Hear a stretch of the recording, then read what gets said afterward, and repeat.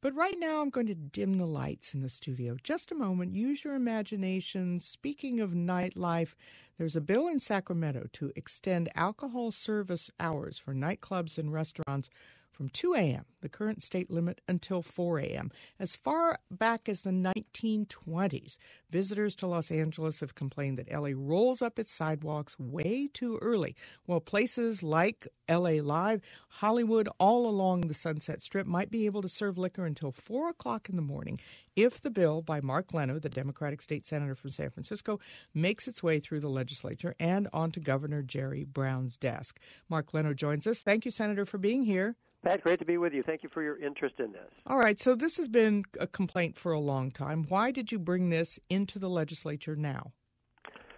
As you point out, this is not a new idea, but I believe it's an idea whose time has come. And let me just tell you that all this bill does, which imposes nothing on anybody, it merely creates an opportunity for cities to consider something they do not have the authority to do now, creating a plan that can lead to job creation, business expansion, and increased tax revenues by bringing all the stakeholders together, neighborhood voices, business voices, labor voices, law enforcement, in the creation of a plan that would allow for, obviously in particular areas of a city, we're not talking about your neighborhood pub or bar, corner bar, areas in town that are probably already zoned for late-night entertainment, already provide permits for late-night entertainment from 2 to 4 a.m., to allow those places to be able to have alcoholic beverage service at those hours, and then submit the plan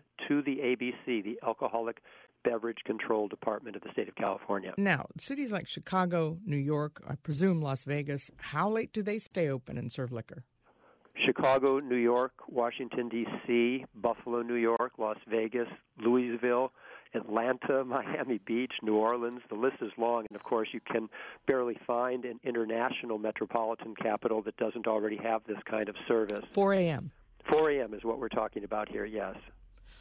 All right, so we want to keep up with Buffalo, New York, and I want to ask listeners, bar owners, restaurant owners, if you're up at this hour, you may not be, the idea that Jay Leno is proposing allowing cities to extend drinking hours. This isn't liquor store hours. This is drinking hours, bars, restaurants, nightclubs, from 2 a.m., the current statewide limit, to 4 a.m.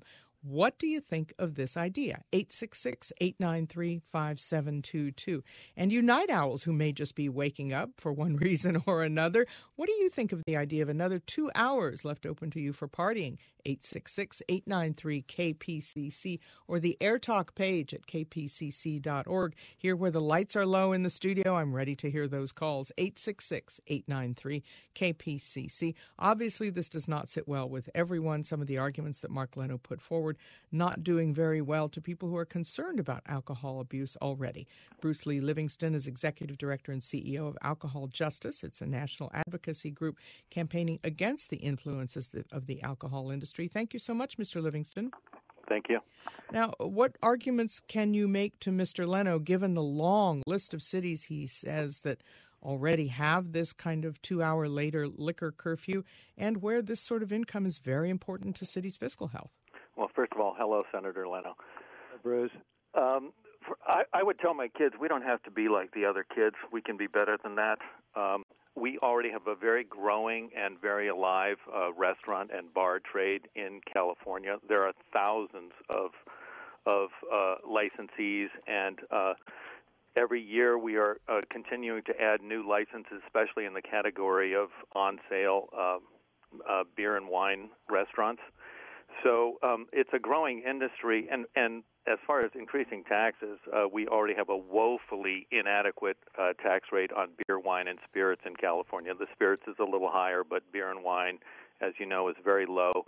We have $38 billion in annual cost to California from alcohol consumption. Now, what happens after 2 a.m.? More violence, more drunk driving, more property destruction. We don't have a bus or mass transit infrastructure in California to deal with that.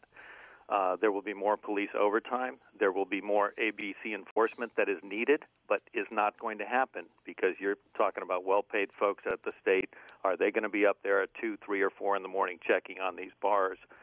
There's going to be noise afterwards, and increased graveyard shift working. And I haven't figured out the pun there yet, but it is a graveyard shift. It's just something we don't need, and it's just going too far. Thank you for that. I want to ask listeners to call in, 866-893-5722, and to weigh in on the Air Talk page where several have already had their say.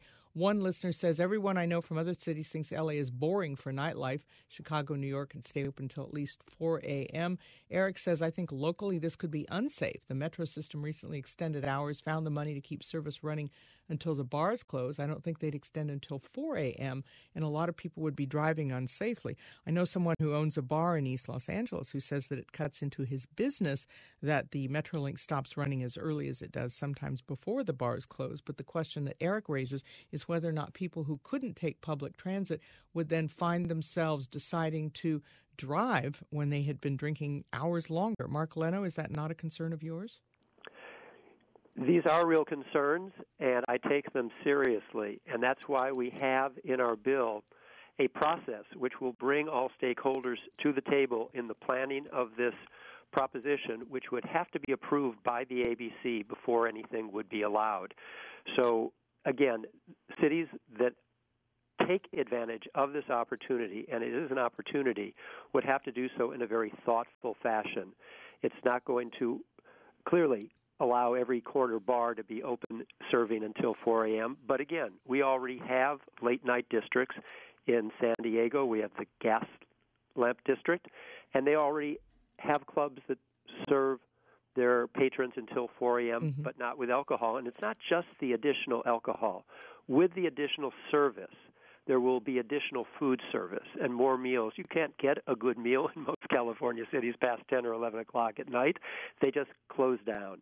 And the entertainment that is incumbent as well. But I just want to quote, if I could, real quickly, Pat, the police chief in Seattle, Washington, who looked at this, and he said that there's a real problem with the status quo, which he identified with the term uniform closing hours. With uniform closing hours, meaning all establishments must close by 2 o'clock, you've got people who are drinking up until that hour, having another drink before they leave. Everyone's drinking right until 2, and everyone uniformly is pushed into the streets at 2 a.m. And he says, the police chief of Seattle, that it increases the risk of intoxication from rapid drinking. Large crowds are forced into a limited space, and that causes problems in the street. When you can have some establishments, let's say 10 or 20 or 30%, whatever the locals decide, then you can taper it off. You have fewer people getting onto the streets all at once, and you have a safer result. All right, Senator, let me tell listeners that there is a place for you to take a poll on the Air Talk page. 2/3 say that it would be great for the nightlife and the economy to extend to 4 a.m. the closing hours that cities would have the option of imposing on bars and restaurants. 1/3 say it would contribute to neighborhood noise and safety issues. Let's hear from listeners. Javier is calling us from downtown Los Angeles. What do you know? Javier, thanks. Go ahead. Dude, please. I have a bartender. Bartenders can only make money between the hours of 10 and 1 p.m. and 1 a.m. That's a small window opportunity. Bartenders in Las Vegas, they can work around the clock and have a decent shift and make good money. It's just like if you work till 4 o'clock, you get a better shift, you make better money. At least you get a chance, you get the opportunity to make better money. And people don't go out till 10, 11 o'clock. If you go out, and then you got to be gone by 2 a.m., I think it's better to have it late. People can get a little disco nap by the time they get home, go out at 10 o'clock, 11 o'clock, and catch a show till 4. Well, Javier, let me ask you, though, when you call closing time and last round, this happens in Britain, people just pound down the liquor to get the last ones. Are you not sending people drunk out into the street, and this would just add another couple of hours to it? I never send anyone drunk home to the streets. I'm professional, but I know what you mean. It's people are downing them before they go out. They're all piling out in the middle of the street, and Bartending is kind of crowd control as well. And, yeah, it's like poor police officers, they go out there and there's a whole army of people, heading to the streets. That's kind of a handful. Also, just another comment I wanted to make is now with the Internet, everybody's up around the clock as it is.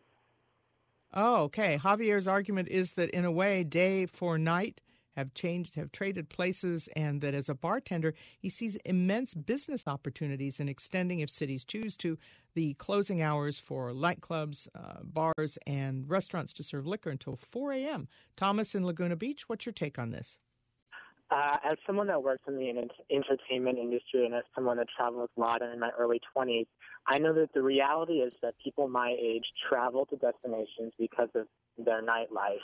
My friends and I are going to South Beach in May because of its nightlife. And Los Angeles misses out on a lot of that potential tourism because people know that the bars close at 2 a.m. and that kind of limits their possibility, their nightlife possibilities.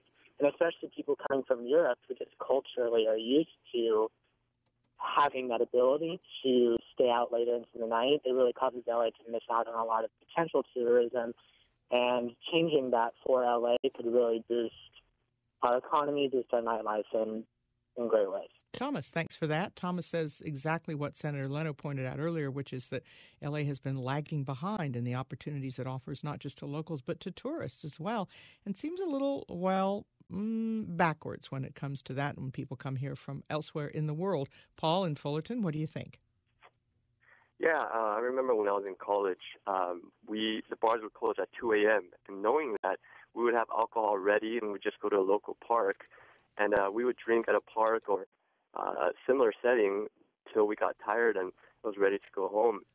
And I think this new idea will create a safer, controlled environment where kids, if they decide to stay late, at least they're in a safer environment, and it will keep neighborhoods safer, I think. Paul, how did you all get home from those sessions? We would just kind of walk around, kind of loiter in the area until we got tired. And we were responsible most of the time. So, meaning you didn't drink and drive? Most of the time, no. Paul, thank you. Paul in Fullerton says that this is a lot safer than the kind of drinking in parks that people used to do. I'll ask you again quickly, Senator Leno. The transit question has been brought up once more. The cities you cite, New York, Chicago, have great transit systems where you can get home drunk at 4 o'clock in the morning without getting behind the wheel of a car. Not so in California. Well, again, this just presents an opportunity. Many cities will not do this. San Francisco, though, for example, has great mass transit, and our BART system actually starts up at 4 in the morning. So you could come in on BART from the East Bay of San Francisco Bay, leave your car at home, come in and entertain yourself for the evening, and at 4 a.m. take BART back home. So you think this is going to be a transit stimulus for some cities to say? It certainly could. It certainly could. And also, I think one of your callers pointed out that we have a whole new young tech population moving into California. They work all hours. They play all hours. It's not all 9 to 5, Monday through Friday. And we're not allowing them to recognize their varied hours. Sarah in Pomona has a point to make. Thank you, Sarah. Hi, yes, I'm the director of a substance abuse prevention coalition, and really our task is to prevent underage drinking amongst youth. And I think the danger here is really that we're setting a statewide and a community standard and a norm that is okay to be out drinking throughout hours. And, I think that one gentleman said that he and his friends during the college years had been out partying, till whatever time, and they just went to a park. Well, that was really an exception. I think by extending the hours, we're going to make that type of thing more the norm. And again, our PD is saying they really have a hard time at 2 a.m. when our entertainment district kind of closes down with all of the increased crime and the rowdiness and the fighting. I think that would just really increase the toll on PD at a time when, as we all know, all of our cities are really suffering in the fiscal area. Sarah in Pomona works for, in terms of alcohol and substance abuse for young people, and her concerns about extending the hours of drinking that cities would be able to do under Mark Leno's bill, extending from 2 until 4 a.m. if cities chose to do so. Maybe cities like Los Angeles might because of entertainment districts, but other quieter cities might choose not to do that. George in Long Beach says he supports this idea, but he does worry about the unintended consequences that Sarah spoke out, that young people are simply going to to use it as another opportunity to get plastered. There's an opportunity for you to take a poll on the Air Talk page about your thoughts about this bill and whether or not it's a good idea. It looks like about 2-1 think that this is a fine idea. Bruce Lee Livingston, if you could wrap up quickly your opposition and what you will be doing if this bill passes.